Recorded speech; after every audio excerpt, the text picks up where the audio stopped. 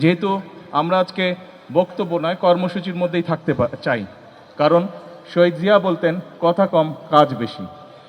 সেজন্যই আসুন আমরা আজকে যে সকল মানুষের পাশে দাঁড়াতে চেয়েছি, আমরা যাতে সুন্দর সুশৃঙ্খলভাবে সেই সকল দুস্থ মানুষের পাশে দাঁড়াতে পারি এবং একই সাথে তাদেরকে সহযোগিতা করতে পারি।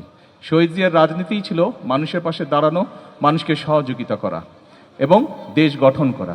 আসুন নেতৃবৃন্দ, আজকে শহীদ জিয়ার এই ৪৫তম মৃত্যুবার্ষিকী উপলক্ষে, শাহাদাত বার্ষিকী উপলক্ষে আমাদের আজকে শপথ হোক যে আমরা শহীদ জিয়ার সেই দীক্ষায় দীক্ষিত হয়ে আমরা দেশ গঠনের কাজে নিজেদেরকে নিয়োজিত করব ইনশাআল্লাহ।